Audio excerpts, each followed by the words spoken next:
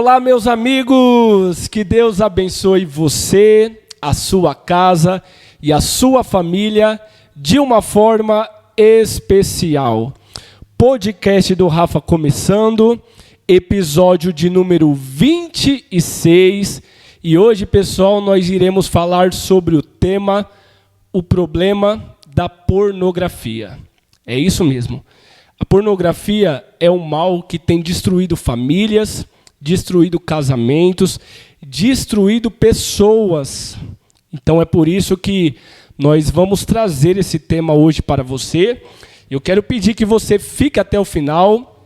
Você que está aqui pela primeira vez, não se esqueça de se inscrever em nosso canal aqui embaixo, de deixar o seu like e o seu comentário também, tá bom? Você que nos ouve pelo Spotify e o Amazon Music, salve o episódio na playlist para que você possa ouvir outras vezes também, tá bom? E compartilhe com todo mundo. E hoje, pessoal, eu estou muito feliz porque nós convidamos um pastor abençoado. Ele foi o primeiro convidado do podcast do Rafa, é isso mesmo. Lá no começo do ano, ele foi que participou pela primeira vez no primeiro programa do podcast do Rafa. E como nós já estamos chegando aí na metade da nossa meta, então nós queríamos convidar ele novamente. Ele aceitou e está aqui conosco no dia de hoje.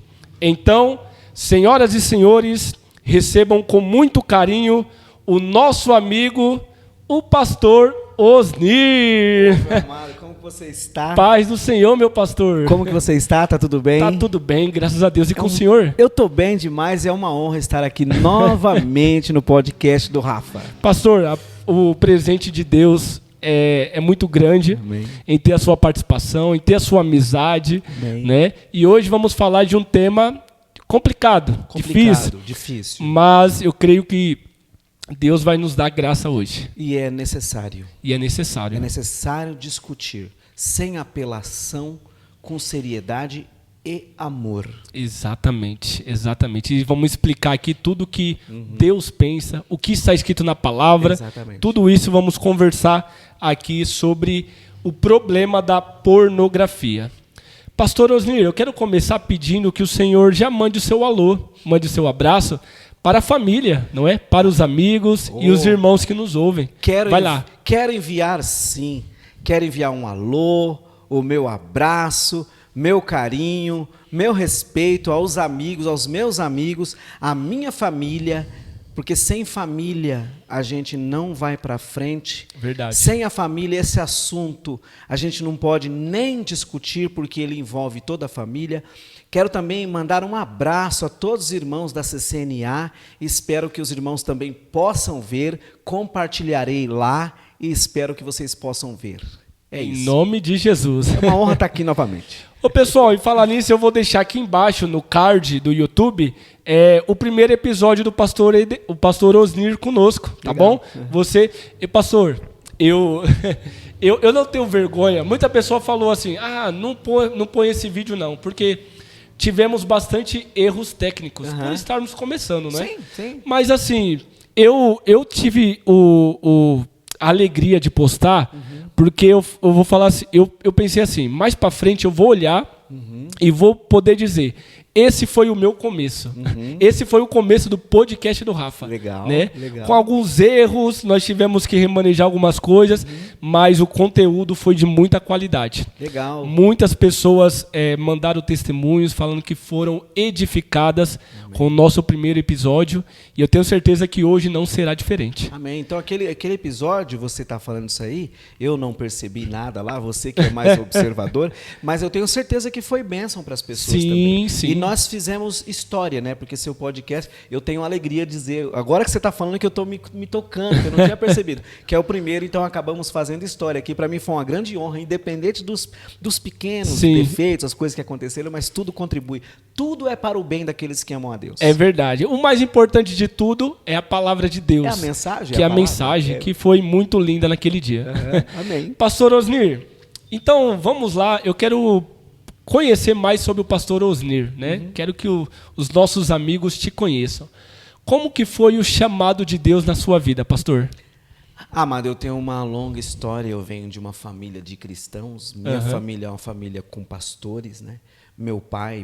O meu primeiro pastor foi meu pai me pastoreou a minha infância toda, a minha adolescência toda, até a época do meu casamento, e meu pai até hoje é meu pastor. Olha só. Apesar de eu estar hoje pastoreando, eu tenho outros irmãos que pastoreiam, mas meu pai até hoje é meu pastor. Porque quando eu preciso de questões para resolver, eu vou lá, vou conversar com meu pai.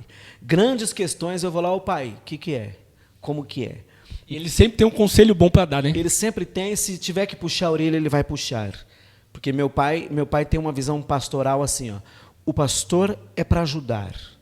Então, às vezes, a palavra que o pastor precisa falar não é uma palavra que agrada imediatamente, mas que dá resultado depois. Tudo é em amor. É verdade. Então, essa é um pouco da minha trajetória. Minha trajetória é uma trajetória dentro de uma família pastoral, que eu muito me orgulho, positivamente me orgulho, tenho muita honra de ter nascido dentro de uma família que servia a Deus. Minha mãe já faleceu, mas minha mãe pastoreava, ajudava também meu pai, e até hoje guardo muitas memórias de música e arte da minha mãe e do meu pai. Meu pai está vivo, graças a Deus. Mas, em resumo, minha família, eu venho de uma família pastoral. Que legal, pastor. E a sua família toda são músicos, pastores, né? É músico e pastor. Né? A família é benção demais.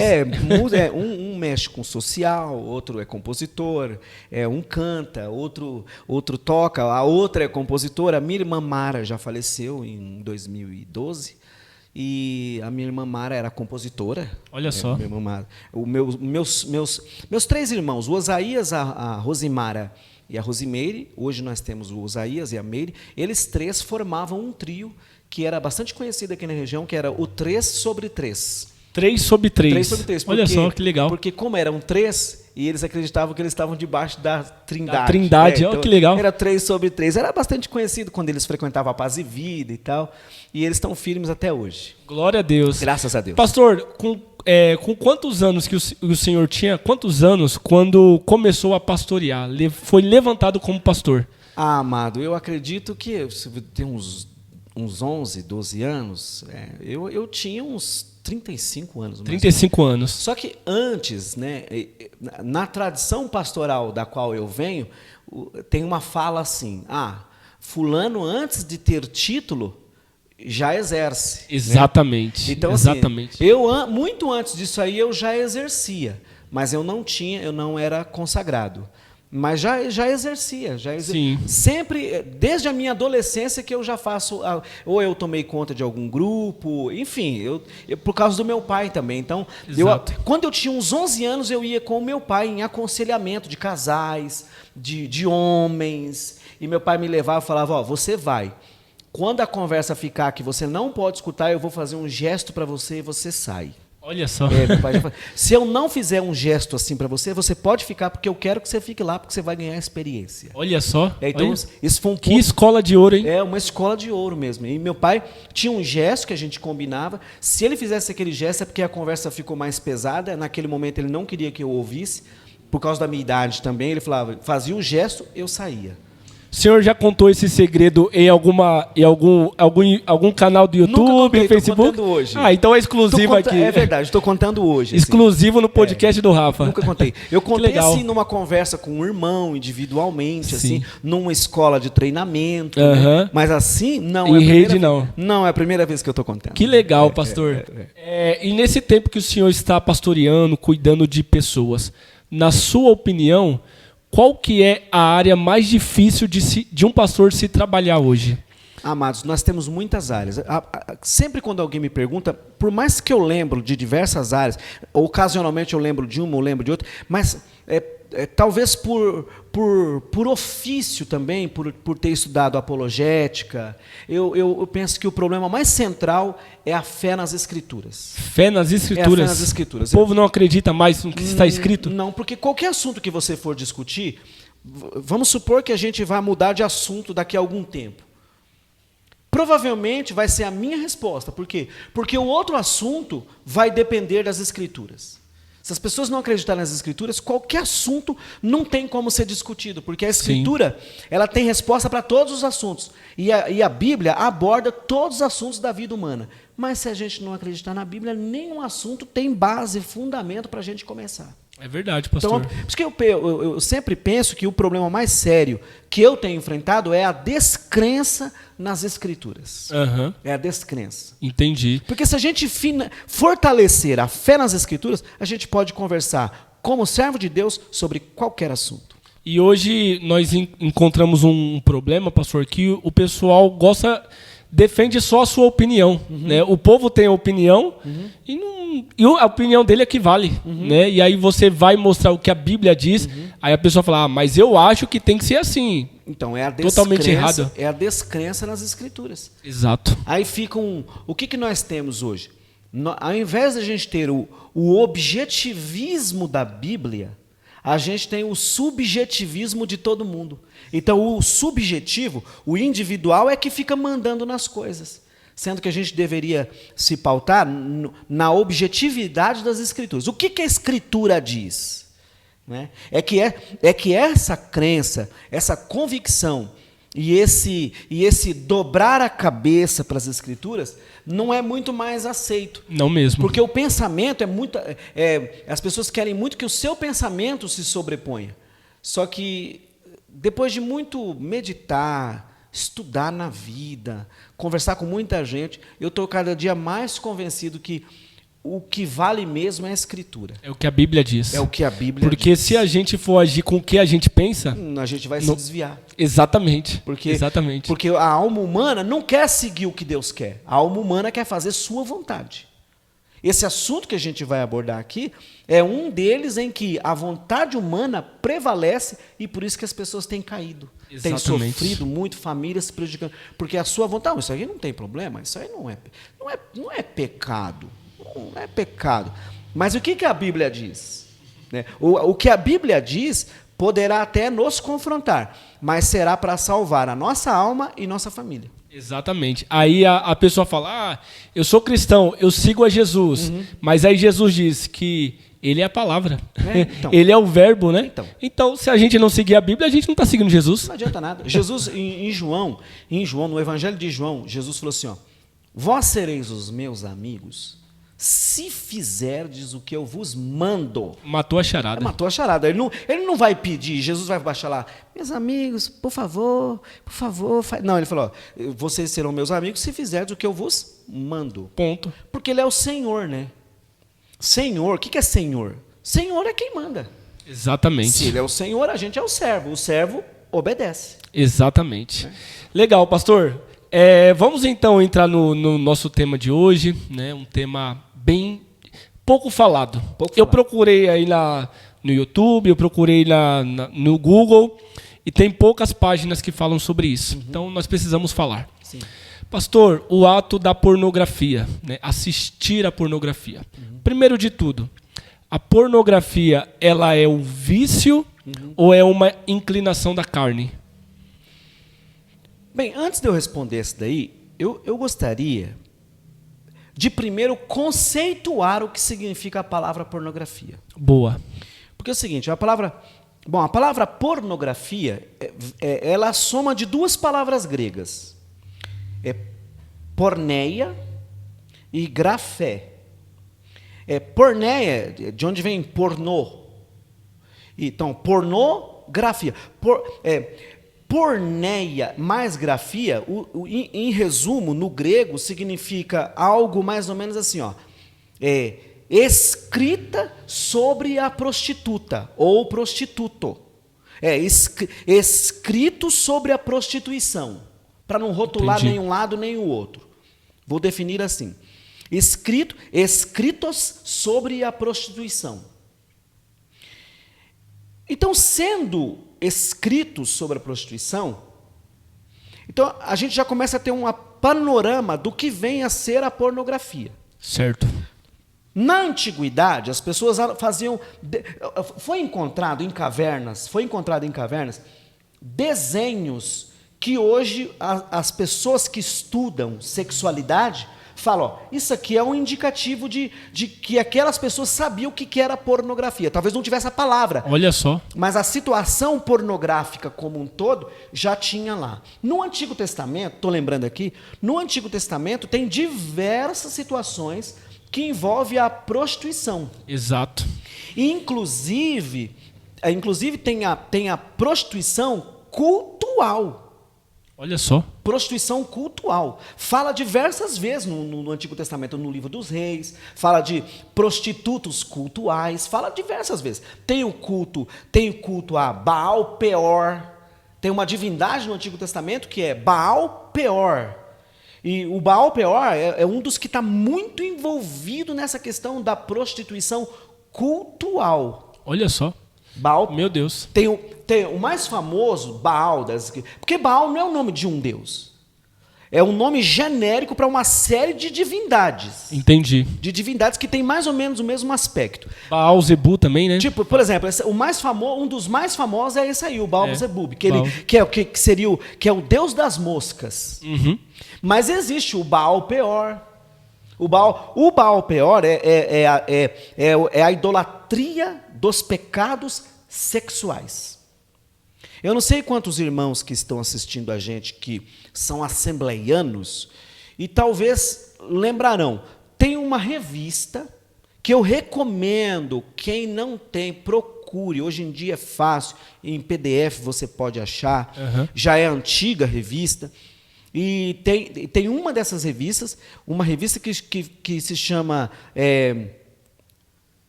eu acho que o tema, lá na capa está escrito idolatria. Idolatria. E lá, os autores daquela revista, da CPAD, eles colocaram, se eu não estiver enganado, 10 ou 12 formas de idolatria do Antigo Testamento. Na Escola Bíblica Dominical, né? Essa revista. Escola Bíblica Dominical. Sim. Eu já vi essa revista. Incrível. E lá tem a idolatria do mamon. Aí, dentre todas as idolatrias que tem lá, que eu não quero falar, não é o objetivo, aí lá tem uma semaninha lá, porque é um por semana. Aí tem uma semana lá que é Baal Peor. A idolatria dos pecados sexuais. Olha só. Um assunto interessantíssimo. Uma certa ocasião, eu chamei alguns irmãos lá da CCNA, lideranças que pregam e tal, e fiz uma reunião breve com eles assim, falei, vamos dividir essa revista aqui? Cada um de vocês pega um assunto para a gente pregar domingo após domingo, nós pegamos uma revista e cada lição daquela que seria de domingo lá na Escola Bíblica Dominical, sim, nós dividimos entre os pregadores e cada um pregou durante um final de semana lá na igreja. Exato. Por quê? Porque não é porque só é uma aula que é uma aula. Não é uma aula, é uma pregação. Exatamente, tem ensinamentos lá. Tem ensinamento lá.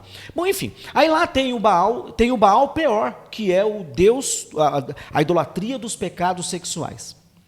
Aí, dito isto, voltando à sua questão, você falou, como? Se ela é o quê?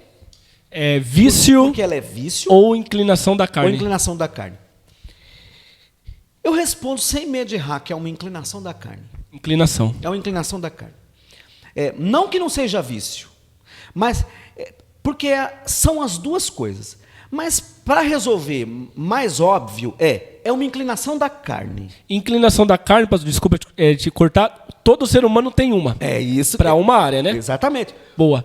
Por isso que nós, quando vamos falar desse assunto, a gente não pode olhar para julgar ninguém. Exato. E, ao mesmo tempo, a gente tem que ser firme com a denúncia que a Escritura faz, que diz que é pecado. Mas se a gente entender que é uma inclinação da carne, a gente já começa a tratar o assunto como o assunto deve ser tratado, com amor e respeito e seriedade. Então, porque assim, é uma inclinação da carne. Mas é justamente porque é uma inclinação da carne que leva ao vício. Porque a inclinação da carne, ela vai estar sempre pedindo para você fazer de novo. Sim. Porque é uma inclinação da carne. Eu gosto da frase do Lutero. O Lutero, ele, apesar de ser sério assim, ele tinha um bom humor assim, né? O Lutero tem uma frase famosa que ele falou assim: descia as águas do batismo, mas me esqueci que a desgraçada da carne sabia nadar. Entendeu? Boa, Desci boa. as águas Essa foi boa. Mas esqueci que a desgraçada da carne sabia nadar. O que ele quis dizer? Ele quis dizer que, tudo bem, a gente é salvo por Jesus, a gente aceita Cristo, dessas águas do batismo, se empenha para servir a Jesus o melhor que pode, mas a gente tem que tomar cuidado porque a desgraçada da carne sabe nadar. Exatamente. E vai ficar te perseguindo até o final da vida. Vai ficar, enquanto a gente estiver vivo, ela está lá. Se o crente... Eu vi também de um outro teólogo, não lembro quem foi, eu vi recentemente, eu acho que eu vi há 1 ano atrás. Um teólogo, não lembro quem era, se eu lembrasse eu daria o crédito, mas eu não lembro. Mas um teólogo falou assim, ó, dê à carne 1 centímetro e ela abrirá uma estrada quilométrica na sua vida. Meu Deus. Dê à carne 1 centímetro e ela abrirá uma estrada quilométrica na sua vida. É assim que a gente vê. Então, em resumo, é uma inclinação da carne. E justamente porque é uma inclinação da carne, é que leva ao vício. Por quê? Qual que é o problema? Porque antes da sexualidade virar doentia, maligna, ela foi criada por Deus. Uhum. A sexualidade por si só não é pecado. Porque foi criado por Deus. Foi criado por Deus.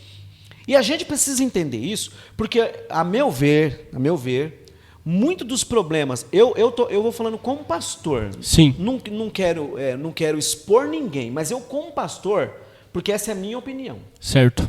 Eu como pastor, eu tenho percebido que às vezes a gente tem dificuldade de tratar esse assunto, porque nós temos uma herança de um cristianismo, que eu não vou ficar dando nome, né? Mas nós temos um cristianismo bem antigo, que veio chegando, veio passando, veio chegando até nós, um cristianismo que considerava a sexualidade pecado. Né? Que um homem, mesmo sendo casado, não poderia ter relação com a esposa. Tem vertentes dentro do próprio cristianismo que o sexo em si é pecado. Meu Deus. Por exemplo, aí tem os mais radicais, não estou falando desses, Sim. mas tem os mais radicais que falam assim, não, o homem não pode ter mulher. Mulher não pode ter homem. Uhum. Por quê? Porque o fundamento dessa ordenança, dessa proibição, não dessa orientação.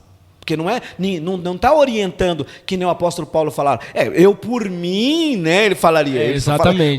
Mas seria bom se todos fosse como eu, né? Não me casei. Mas ele fala, se fosse como eu. Seria bom. Seria bom. Não é obrigado. Mas ao mesmo tempo ele fala, mas para que o diabo não vos tente, cada um tem a sua esposa. Verdade. E cada esposa tem a seu marido. E tanto é que a sexualidade não é pecado que o apóstolo Paulo escreveu na carta de Coríntios, capítulo 7, lá versículo 1, 2 e 3, ele escreveu assim, ó, escreveu exatamente assim, ó. O homem pague à mulher aquilo que é sua responsabilidade. A mulher pague ao homem aquilo que é sua responsabilidade dentro do casamento. Uhum. E ele fala assim, Paulo escreve assim ainda, não defraudeis um ao outro. Não defraudei não deixe o outro dentro do casamento, não deixe o outro chupando o dedo. Aí ele até fala assim, ó, e não se afastem muito um do outro, a não ser por consentimento mútuo para se dedicarem à oração. Isso. Não é? E ele fala assim, ó, mas não por muito tempo, para que o diabo não vos tente pela vossa incontinência. Nossa, é muito sério isso. Muito sério. Então, por quê? Meu Deus. Porque o que Paulo sabe? Paulo sabe o seguinte, que a incontinência, por exemplo, já levando essa questão para dentro do relacionamento, porque eu estou muito preocupado, nós estamos muito preocupados com pessoas casadas envolvidas com pornografia, que é a quantidade, as estatísticas são assustadoras. Exato. São assustadoras. Então, como Paulo está preocupado dentro do casamento, a gente está preocupado dentro do casamento, convém lembrar o que Paulo está falando para os casais. Muito tempo separado, não, porque o diabo vai tentar vocês na incontinência de vocês. O senhor falando agora, pastor, eu me lembrei de um caso de uma mulher, me contou, né? Ela me contou, uma colega, ela falou para mim que ela foi orientada por uma pessoa da igreja dela, que na semana da Santa Ceia, ela não poderia ter relação com o esposo. E aí o esposo dela não era cristão. Olha a bagunça que virou. Então, mas quase houve separação. Então, mas veja bem, ó, sabe isso aí que você está falando?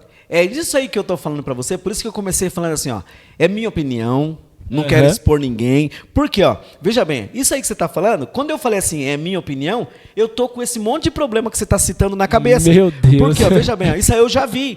E o que eu tenho sempre pensado, assim, eu como pastor? Eu tenho tentado mapear as ideias. A pessoa tem uma ideia, a pessoa defendeu uma ideia, falou esse conselho aí para a pessoa.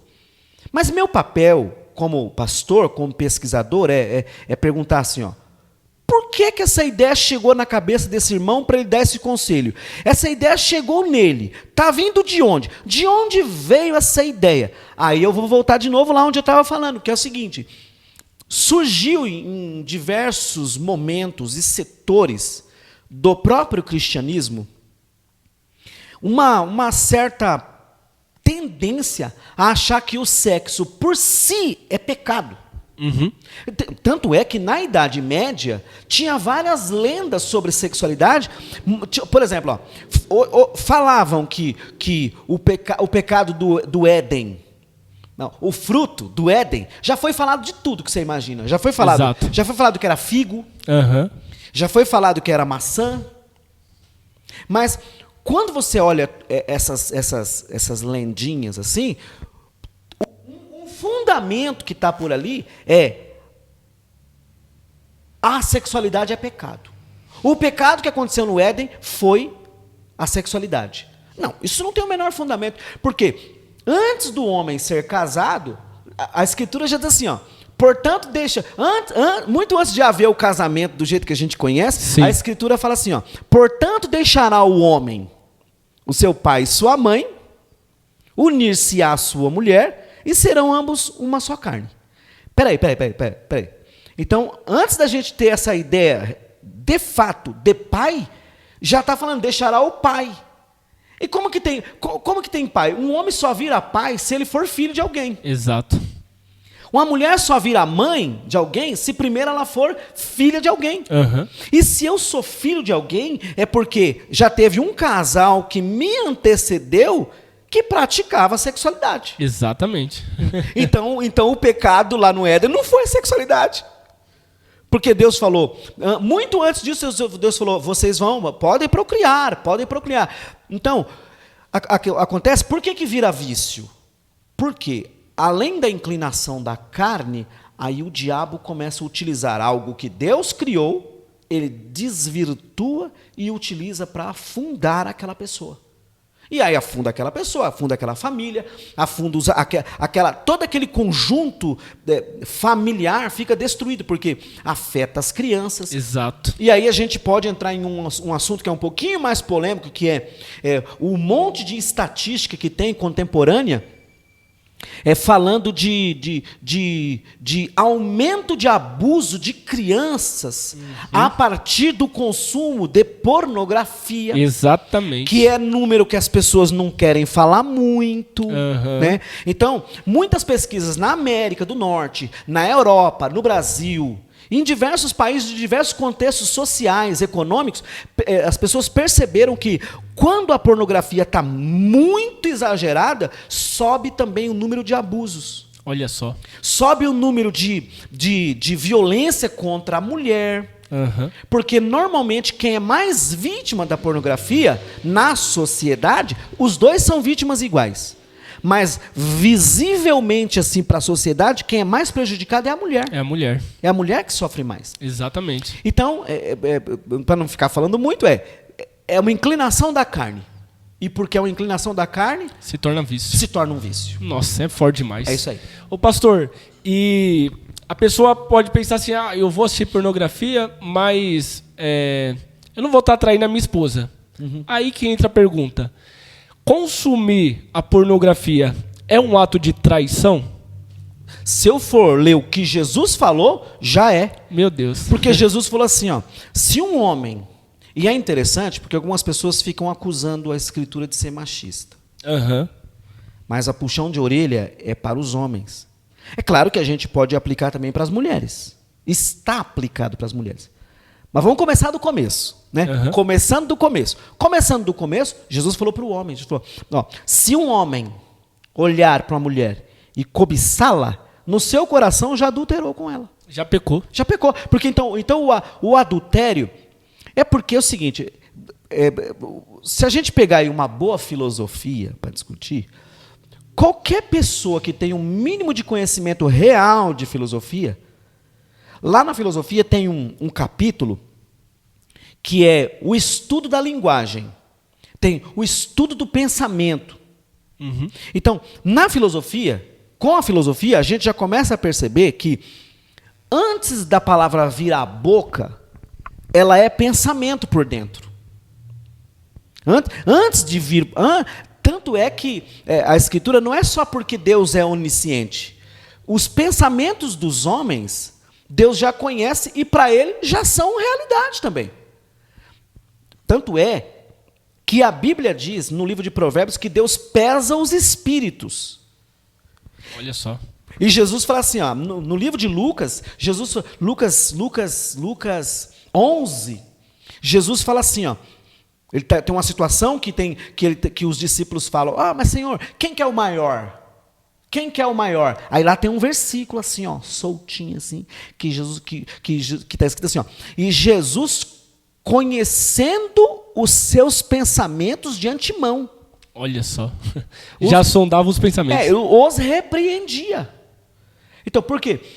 Se ele conhece o pensamento, por que ele já repreendeu quando ainda era pensamento? Porque ele sabia que aquele pensamento, na sequência, viraria ação.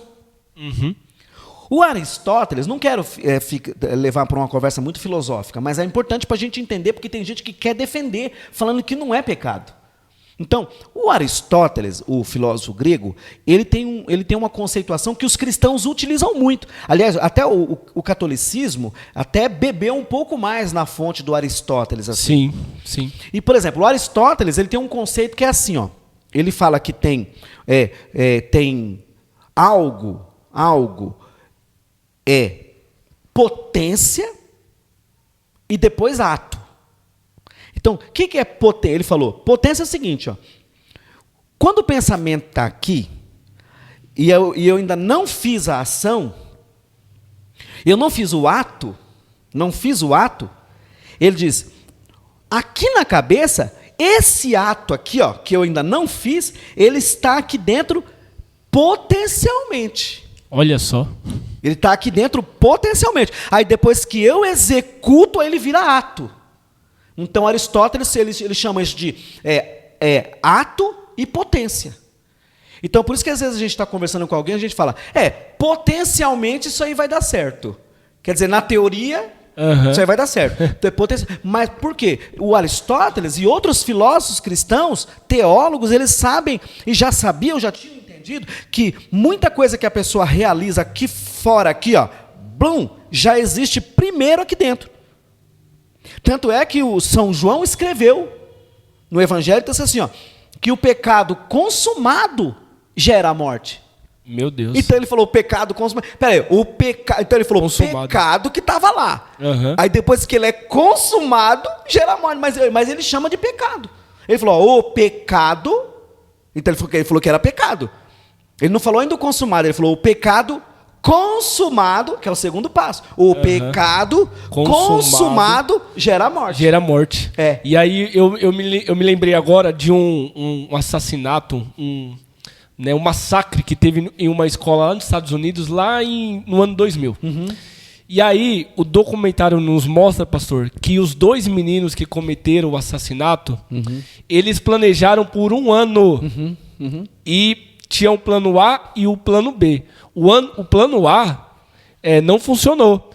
E o plano B funcionou. Ou seja, planejaram na mente. Já existia lá dentro da mente. Exatamente. Aí, só virou ação. Praticar foi fácil. Praticar foi fácil. Porque já existia aqui dentro. É forte demais. Porque, por isso que a Escritura, a Escritura tem preocupação com o que passa por dentro. Aham. Tanto é que Paulo escreveu na carta de Filipenses, em Filipenses 4:8, eu chamo esse versículo de a arte do bem pensar cristão. Porque está escrito assim, ó, quanto ao mais, irmãos, tudo que é puro, tudo que é verdadeiro, tudo que é honesto, ele faz uma listinha lá. Aham. Aí ele termina o versículo assim, ó. Se há algum louvor, se há boa fama, e se há algum louvor nisto, naquelas coisas lá, né, o que é verdadeiro, o que é puro, o que é honesto, que está tudo por aqui, ó. Mas ele falou, se há algum louvor nisso, nisso vocês pensem.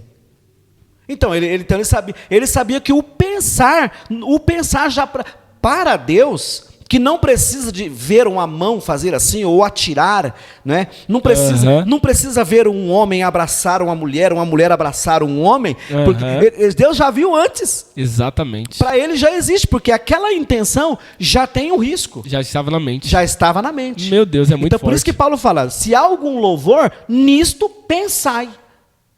Ele não falou assim, ó, se tiver algum louvor, você vai e faz. Ele tá antes da ação. Se há algum louvor nisto, pensai. Uhum. Então, para o cristianismo, até onde eu consigo ver, antes da prática, já tem pecado. Que já está na mente. Já está na mente. É claro que Pedro e João, eles fazem uma breve consideração que ele fala assim, ó, o que é consumado gera morte. Uhum. Ou seja, a Escritura está dando a entender, a meu ver, está dando a entender que se não praticar, ainda dá tempo de reverter um pouco. Exatamente. Dá para reverter o estrago do lado de fora. Exatamente. Agora, o triste é que muitas pessoas não têm sido convidadas a resolver por dentro, aí eles ficam o tempo todo só por dentro. Uhum. Aí continua no pecado também. No meu livro, pastor, Aprisionado pelas Próprias Paixões, olha, eu escrevi assim, Davi ele olhou, a moça, olhou, uau, usou o poder de rei, manda chamar, manda chamar. O que ele queria com a mulher perto, né? Outro ponto, ele falou para ela, olha, eu sou o rei, eu estou chamando você, você tem que vir, né? Então, assim, uma coisa levou a outra. Ele olhou, né, desejou no coração, usou o poder de rei dele, que a pessoa era obrigada a estar na presença dele quando ele convocasse, ele coisou. Ele era o rei, né? Ele era o rei, e aí ele acabou consumindo. Mas então, tudo teve um processo. Então, mas você vê que esses passos que a gente está falando aqui, você descreveu bem lá no seu livro. Exatamente. Porque são que a gente aplicou agora a Davi. Aham. Mas isso que aconteceu com Davi tem acontecido com milhares de homens e mulheres, adolescentes. Tem subido muitas estatísticas a respeito de adolescentes. Exatamente. Demais.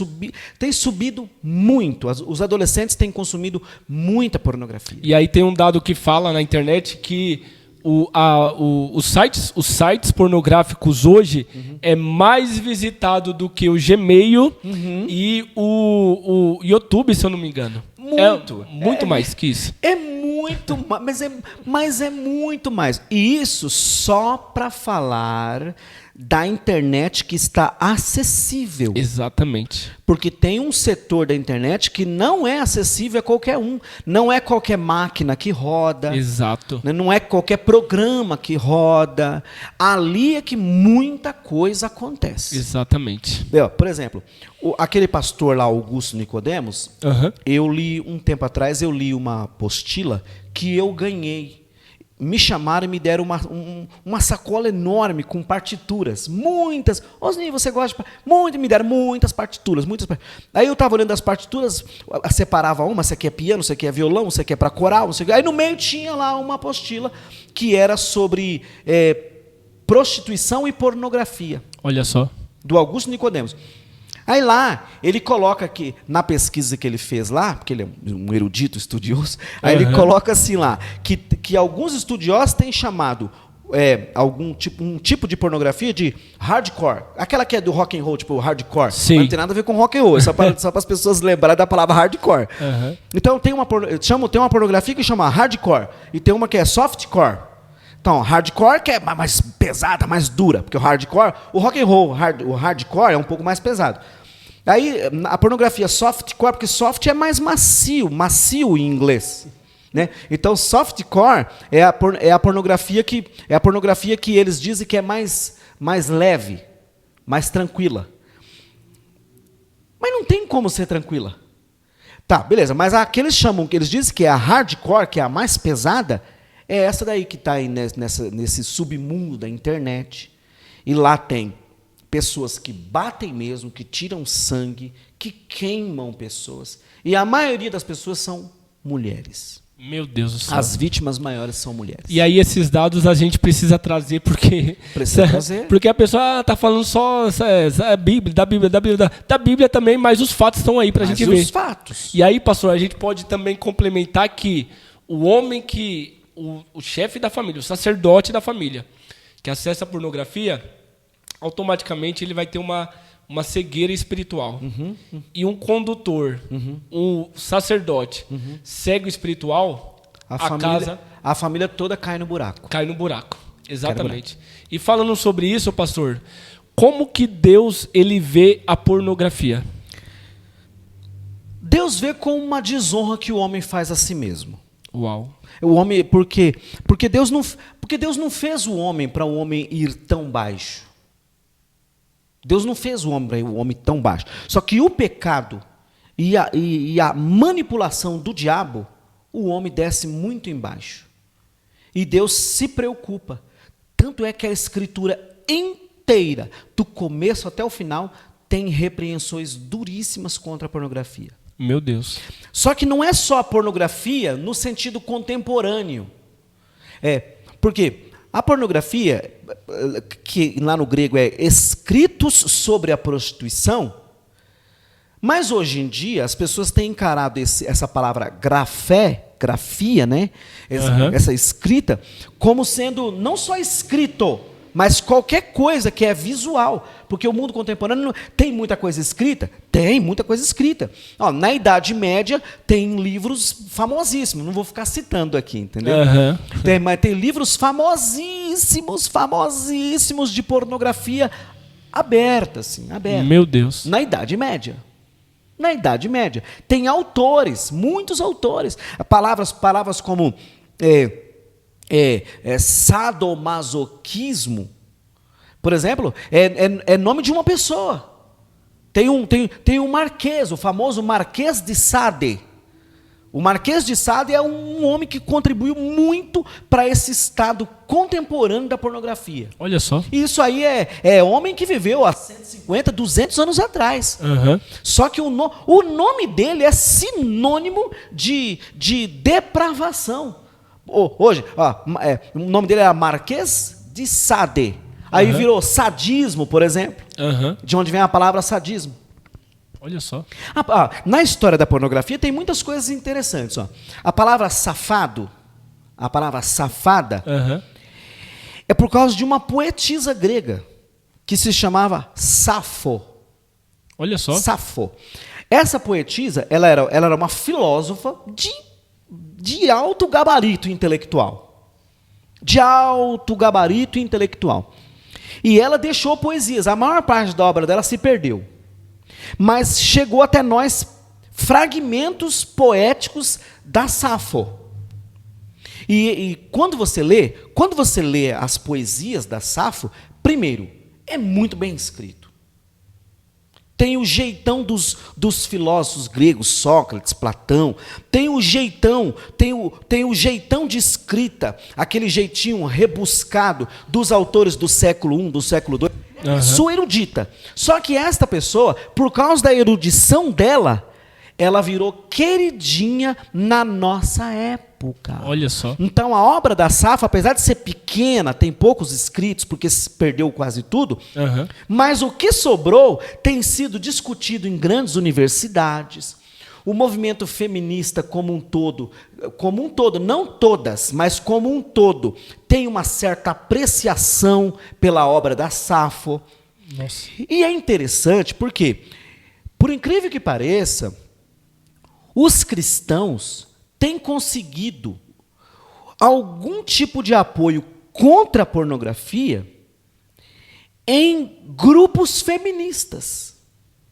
Por quê? Mas onde? Mas eles estão em choque entre si. Onde que eles se encontram? Onde eles têm apoio? Onde que os cristãos andam junto com o movimento feminista? Onde? Pelos livros, né? Por exemplo, o movimento feminista, uma primeira reclamação que o movimento feminista tem, que é também uma reclamação cristã, é que as feministas reclamam do machismo. E uma coisa que a pornografia tem é machismo. Exatamente. Mas é interessante porque tem grupos feministas que gostam justamente da pornografia e defendem a pornografia, porque dizem que a pornografia é direito da mulher. Meu Deus. É direito da mulher. Então veja bem.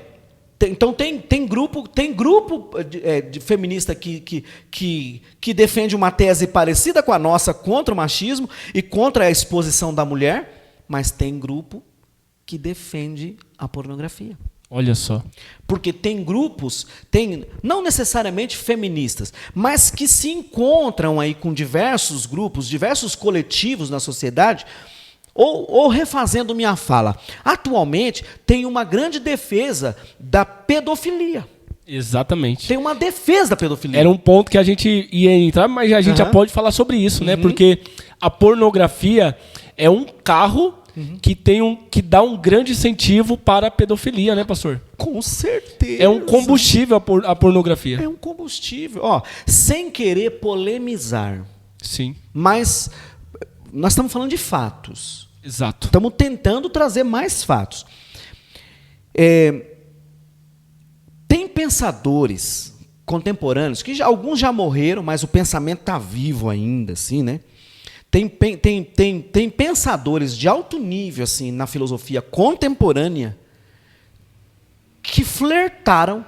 Não posso dizer que eles foram lá e fizeram uma defesa pública assim, blá, blá, blá, blá, blá, mas eles tomaram decisões que contribuiu para que a pedofilia fosse aceita em determinados círculos intelectuais. Meu Deus. Então por exemplo, uma delas, a Simone de Beauvoir, que é uma pensadora de alto nível. A Simone de Beauvoir tem várias alegações por aí, não vou dizer categoricamente, sim, mas tem várias alegações de que supostamente ela defendeu pedófilos. Olha só. Tem pessoas, algumas pessoas, eu não, mas algumas pessoas falam que ela defendeu pedófilos que estavam presos. Então, assim, de uma certa maneira, o problema da pornografia é tão grande, que está começando a cair sobre os ombros das criancinhas. Exatamente.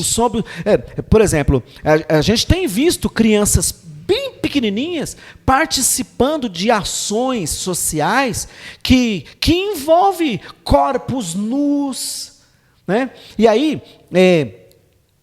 eu estou lembrando aqui que as escrituras, que eu dizia que a escritura tem acusações, ou tem proibições, ou tem puxões de orelha sério, no livro de Levíticos, por exemplo, tem uma série de afirmações, versículo após versículo, um após o outro, que até você pensa, o que tem a ver esse versículo? Ele já falou. Esse outro versículo, por que ele está repetindo? Não, você lê de novo, os versículos são aparentemente iguais, mas eles não são iguais, porque cada um está abordando um aspecto. Então, o livro de Levítico, por exemplo, 18, tem diversas declarações falando para adultos não olharem a nudez das crianças. Olha só.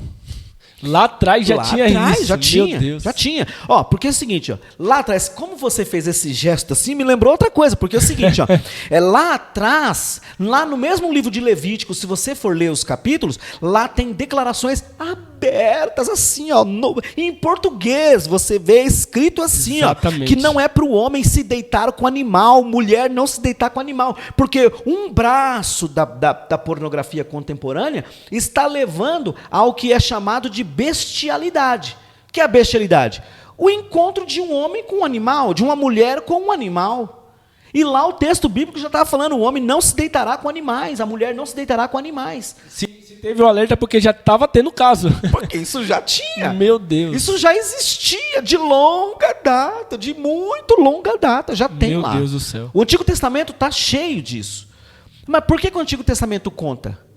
Porque o Antigo Testamento quer alertar. O Deus do Antigo Testamento, a ética do Deus do Antigo Testamento, a ética sexual que o Deus do Antigo Testamento propõe é: com animais não, com criança não. Lá fala assim, ó, não verás a nudez da sobrinha. Olha só. Não verás a nudez da enteada. Porque tinha pessoa que era casada com uma mulher que tinha filho já. E a Escritura fala que não é para olhar, porque ela é filha da sua mulher. Não verás a nudez da sobrinha, porque ela é tua parenta. Né? Mesmo que quando é assim, ó, não verá a nudez da sua sobrinha, que é de sangue, lá fala. Não verá a nudez da sua sobrinha, que não é do seu sangue, lá também fala. Olha só. Fala detalhadamente assim, ó.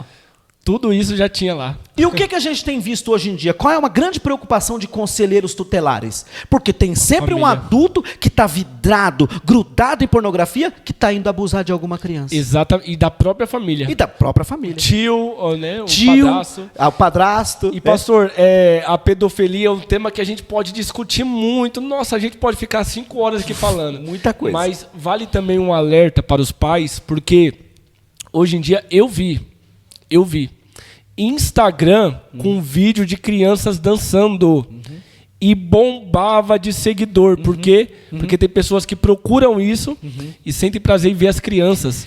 E aí os pais deixam, né, as crianças dançarem na internet, não sabe o perigo que está correndo, né, pastor? Porque as pessoas pensam assim, atraiu muitos seguidores.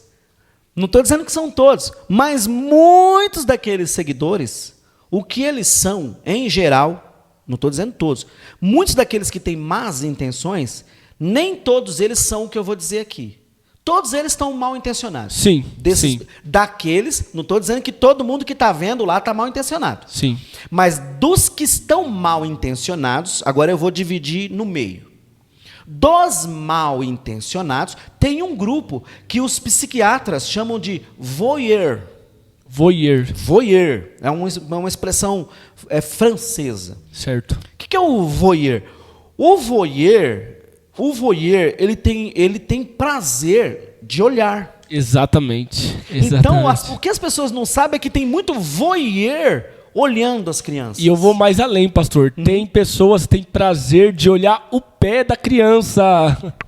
Olha só como o negócio é sério. Então, porque veja bem, pé. Porque a complexidade da mente, a confusão da mente é uma coisa tão ampla que tem os fetiches, né? Fetiches, isso. São chamados de fetiche. O que é o fetiche? Fetiche é o pedacinho, uma parte, que não gosta do todo, gosta de uma parte.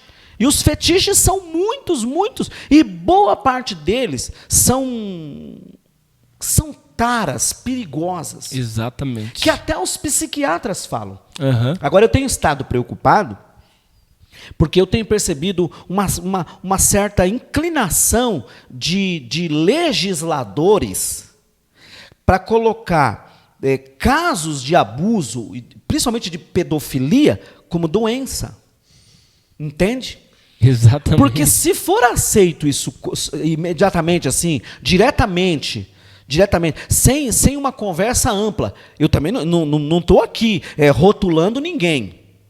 Mas, se a gente não tiver uma conversa ampla, primeiro, discutir caso a caso e tal, a gente vai abrir brecha aí para pessoas que violentaram crianças escaparem, se esconder atrás de um CID. Exatamente. Né? Exatamente. Tem um CID lá, qual que é o seu? Não, eu sou doente. Um surto também, eu tenho um surto. Eu tive um surto. Aconteceu um surto, né? Então, o problema é complexo. E, evidentemente, que a gente tem que tomar cuidado para não rotular, mas a gente precisa conversar com seriedade. Exatamente. É perigoso, está acontecendo muita coisa. E mesmo se for um surto, pastor, tem que ter um tratamento. Tem que ter. Mas não adianta, a pessoa não pode ficar na sociedade assim, tem que ter um tratamento. Se for surto, vamos supor, admitamos que algum psiquiatra tenha realmente comprovação científica para falar disso daí, beleza, ainda que possa haver já e eu não estou sabendo.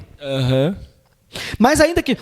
Então vamos para o tratamento. Não vamos absolver imediatamente no sentido assim, absolver, acho que a palavra é ruim. Não vamos declarar assim, ó, coitado, ele é doente. né? Então, assim, eu acho que tudo tem que ter cuidado. Exatamente. Tudo que tem que ter cuidado. A gente não pode condenar ninguém, mas eu acho que a gente não pode ir absolvendo assim a torta e a esquerda, assim, entendeu? Achar a torta que é e a direita. Não, eu acho que não é. Eu acho que cabe olhar com mais cuidado. Exatamente. Em favor das crianças. Exatamente. Entende? Em favor das crianças. Boa. Pastor, o que a pornografia ela muda o homem e a mulher? Eu acho que muda muita coisa, mas eu acho que, em essência, no homem e na mulher, muda o olhar para o outro. Porque a pornografia, a prática constante da pornografia, faz o outro virar um objeto. Verdade. Na filosofia atual, estão chamando isso de... tem alguns autores que chamam isso de coisificação. Certo. Que é transformar a pessoa em uma coisa. Uhum. A pessoa é os homens, porque a pena maior acho que é para os homens. Exato. Então os homens contaminados pela pornografia, eles enxergam as mulheres como um pedaço de carne. Um objeto. Um objeto. Tem, na Folha de São Paulo, acho que 2005, saiu uma reportagem bem interessante com uma escritora que vem do movimento feminista. Ela vem do movimento feminista. Só que naquela entrevista na Folha de São Paulo, ela foi entrevistada e as perguntas do entrevistador levava mais ou menos para a seguinte questão que estava acontecendo lá, que é assim, ó.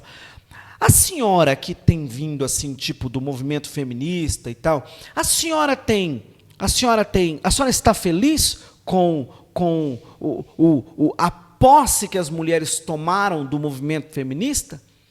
E foi feita essa pergunta para ela porque ela já tinha escrito coisas, sendo feminista, tinha escrito coisas dizendo que ela não estava feliz, porque ela estava observando que as próprias mulheres estavam fazendo de tudo para ter uma postura como se fosse de atriz pornô. Palavras dela, não minha. Olha só. Ela fala... E ela não é maligna, acusando assim, né? Certo. Ela está tentando falar assim para as mulheres. Minhas amigas, essa liberdade feminina que o feminismo trouxe, vocês estão fazendo mau uso. E vocês, sem perceber, vocês estão assumindo... Vocês estão fazendo o jogo dos machistas, ela fala na entrevista. Olha só. E ela diz lá na entrevista que uma das coisas que deixou ela preocupada foi uma situação, que eu não sei onde foi, mas uma situação em que ela viu... Tem até uma foto lá que a Folha publicou.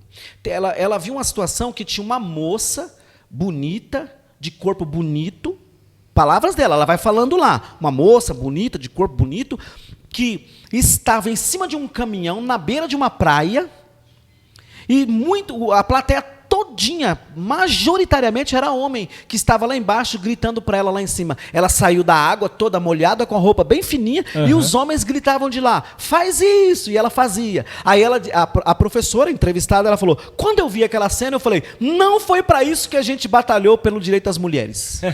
Porque está sendo objeto lá. Porque ela virou objeto lá. Exatamente. Ela pensava que ela estava livre, só que ela estava lá, os homens mandavam, e ela fazia o que os homens mandavam. Meu Deus do céu. Então, quer dizer, a liberdade que o feminismo trouxe para ela está fazendo mau uso e ela devolveu em forma de submissão a um machismo escrasso, pesado ali, né? Um machismo crasso, vergonhoso, gritando para ela, faz isso. E ela fazia, e ela pensava que ela estava livre. Aí levantou essa professora e ela fala, não foi para isso que nós trabalhamos. Exatamente. Então, muda o olhar.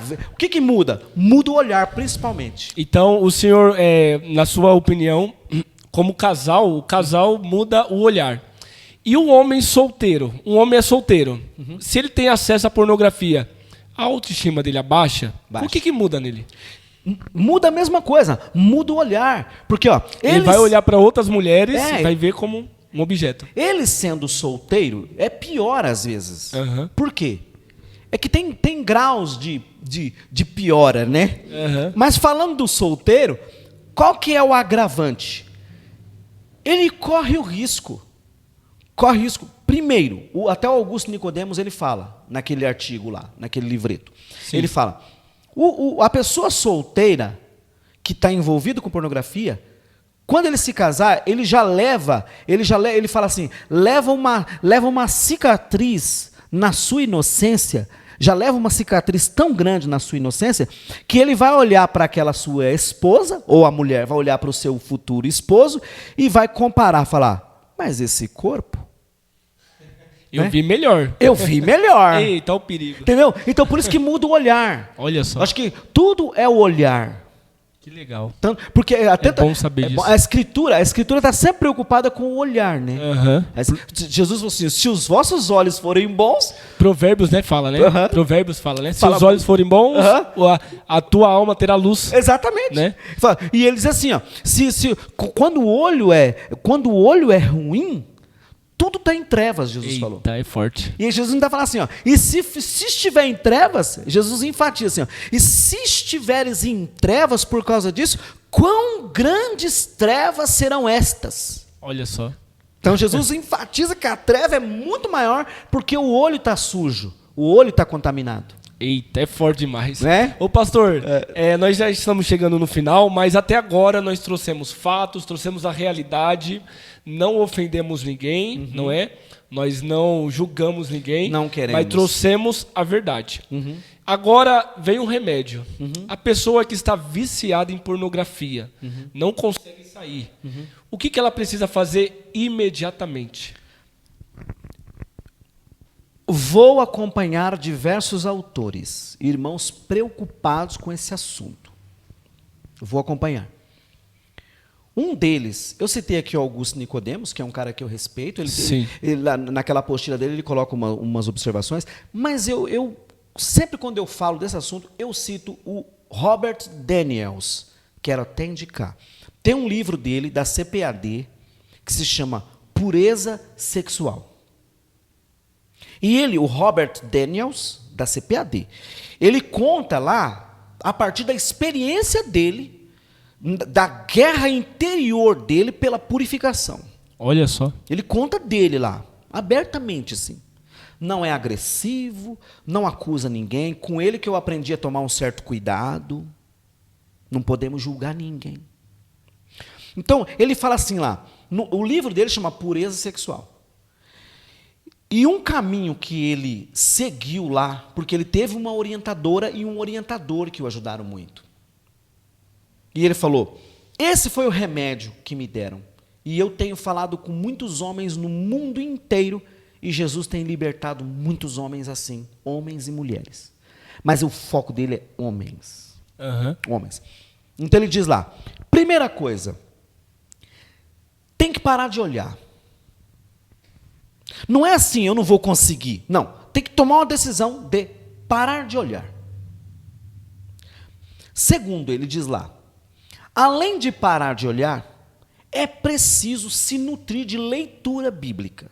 Boa. Ele fala assim, ó, eu nunca falo para homens que estão se libertando, eu nunca falo assim, ó, você tem que se alimentar das escrituras, porque é muito genérico, ele falou. Então eu falo, você tem que se alimentar das escrituras, mas eu falo assim, ó, você tem que ter uma dieta de leitura semanal. Você precisa fazer uma... Eu não posso falar assim para você, você precisa ler a Bíblia. Não, eu preciso falar para você assim, ó, você vai ler porções. Ele diz lá, pode parecer meio clichê, mas tem funcionado. Sim. Infelizmente, eu tenho conversado com homens assim. Não é fácil, não. É uma guerra, né, pastor? É uma guerra. Falamos no começo, inclinação. Inclinação. Confesso que homens que eu conversei não consegui nenhum resultado. Meu Deus.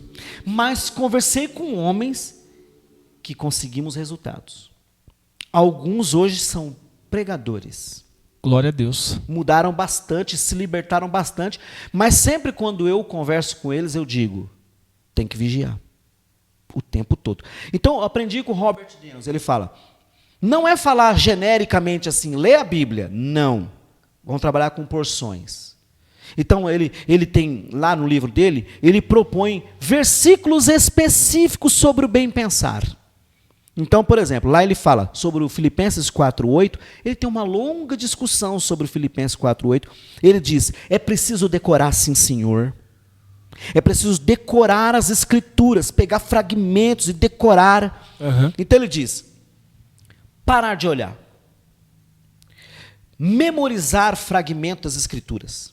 Certo. Não é só falar assim, você precisa de oração. Não, é combinar coisas específicas sobre oração. Então, ó, você vai orar comigo tal dia.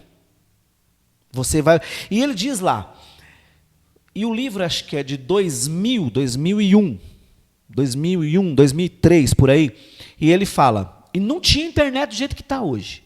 Estava começando. Mas ele contou um exemplo lá, porque ele foi da Marinha Americana. Então ele trabalhou. Ele tinha muita experiência no exército americano, na Marinha, inclusive, principalmente. E lá ele conta que a experiência militar, porque como ele era muito especializado em computadores na época dele, sim, ele fez muitos trabalhos para o exército, para a Marinha.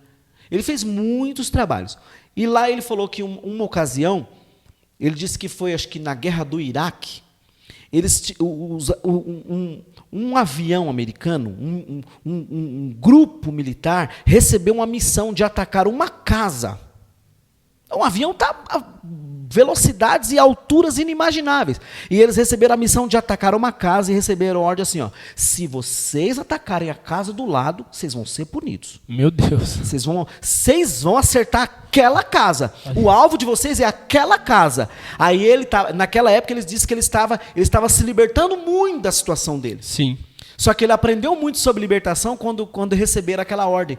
Porque ele sendo especialista em computador, ele colocou assim no livro dele: da mesma forma como nós recebemos, e os militares recebem ordem para atacar uma casa no quarteirão, as famílias não percebem que o diabo está usando um computador para atacar um membro, um cômodo da casa. Meu Deus do céu. Num quarto, a casa todinha, ninguém sabe de nada. Mas lá no quarto, o diabo ataca um membro que fica de madrugada lá assistindo pornografia. Forte. Então ele diz lá, o processo de libertação é complexo, mas uma delas é, para de olhar. Ele diz, outra coisa que ele fala lá, ele fala, não fique acordado de madrugada. Não fique acordado de madrugada. Porque quanto mais horas você ficar na internet, mais chance você tem de ser tentado lá. Sim. Isso é porque o livro dele, a internet não estava do jeito que está hoje. Mas está disponível. Hoje a pessoa consegue comprar. O livro, fácil. Sim. Como é o nome do livro? Chama Pureza Sexual. Pureza Sexual. Robert Daniels. Eu vou comprar. Recomendo muito. Você vai gostar muito, vai acrescentar muito para você. Sim. Essa sua preocupação com homens vai te ajudar muito a você conversar com homens também. Legal. E evitar que outros caiam lá, porque é Exatamente. um labirinto sem fim. Exatamente. Não julgamos ninguém. Nós oramos para que as pessoas sejam livres. Exatamente. Porque a pessoa caiu, pastor, a pessoa está no vício, está na inclinação.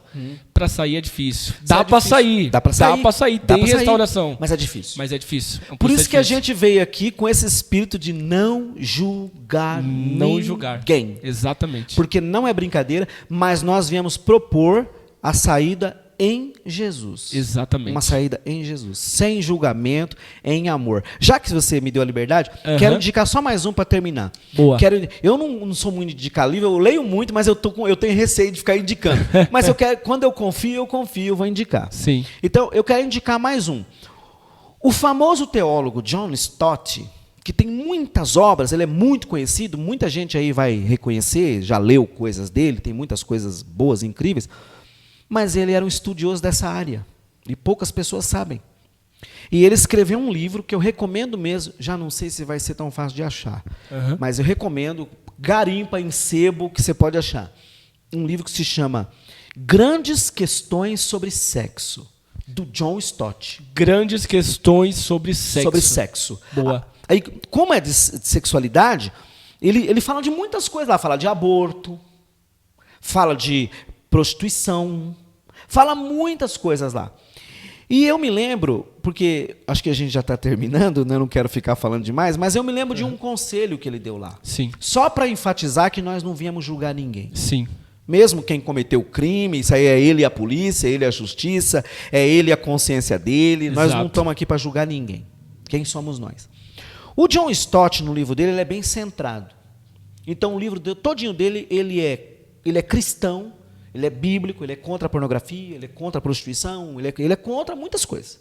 Ele é contra o aborto, enfim, ele é um cristão bíblico. Mas lá ele tem um capítulo que ele escreve algumas coisas do tipo assim, ele fala assim lá: nós temos que saber que o nosso Deus é um Deus de santidade, é nosso papel ir atrás, é nosso papel buscar a ajuda do Espírito Santo para a gente ficar cada dia mais limpo, mais santo. Só que é o seguinte, todos nós temos que olhar esse problema todo, nos afastando do pecado, mas ao mesmo tempo tendo aquele olhar assim, não, eu não posso julgar esse irmão, essa irmã. E ele diz assim, ele tem a coragem de dizer assim lá, ó, poucos irmãos conseguiriam ler sem julgar o John Stott. Porque ele fala assim lá, ele não passa a mão em ninguém. Sim. Mas ele fala assim lá, ó, não será que todos os seres humanos cometem desvios na sua sexualidade? Aí ele diz lá, a Bíblia não condena desvios sexuais diversos com a mesma veemência que condena o adultério? Eita. Por que a gente pensa que o adultério é menos do que a pornografia? Então ele chega a dizer lá, ele fala mais ou menos assim, ó. Ele fala assim, ó, que o padrão de sexualidade que Deus estabeleceu, os homens e o diabo, eles alargaram tanto que entre aquilo que a gente considera bíblico, centrado da sexualidade, tem uma gama de variação tão grande, tão grande, tão grande, que a gente precisa orar o tempo todo para que a gente não seja julgado por Deus por ter desviado dentro daquele centro e esbarrado sem cair na pornografia, sem ter caído na pedofilia, sem ter caído não sei no que, ou o outro caiu não sei do que, mas os seres humanos todos têm um certo desvio. E ele coloca lá, não será que o adultério é um desvio grave? Meu Deus do céu. Tem muito, ele falou, a maioria dos cristãos não aceitariam jamais a pedofilia, mas eles flertam com o adultério. Exatamente. Então ele termina lá falando, cautela, você tem que dizer o que é pecado, mas não julga ninguém. Exatamente, porque todo mundo está propício. Todo mundo está propício. É por isso que a Bíblia nos afirma, aquele que está em pé, cuidado para que não caia. Exatamente. Somos humanos. Exatamente. Pessoal, eu quero agradecer pastor Osnir. Obrigado, meu pastor. Amém, amado. É uma satisfação imensa te receber aqui novamente no podcast, tá Amém. Bom? Eu fui muito edificado com a conversa, eu tenho certeza que muitas pessoas também serão edificadas. Amém. E eu louvo a Deus pela sua vida, pastor. Amém. Foi uma honra estar aqui com você mais uma vez, estar aí com esse povo lindo que está assistindo, que Deus abençoe vocês. E se você está em guerra com isso, vá orar, fuja, porque o Senhor tem salvação para você também, tem saída para você. O que Deus quer é que você se livre disso aí. Exato. E que a sexualidade, se você é casado, seja exercida do jeito que Deus propôs, do jeito que Deus requer. E vocês que são solteiros, cuidado, vigiem, tomem cuidado, porque o diabo está ao nosso derredor tentando tragar. Amém? Deus abençoe vocês. Glória a Deus. Amém. Pessoal, muito obrigado você que ficou até o final do nosso podcast. Eu louvo a Deus pela sua vida, que você nos acompanhou, nos assistiu. Todas as semanas estamos aqui com episódios e temas como esse aqui para edificar a sua vida, tá bom? Que Deus te abençoe, que Deus te guarde e até a próxima. Tchau, pessoal. Deus abençoe a sua vida.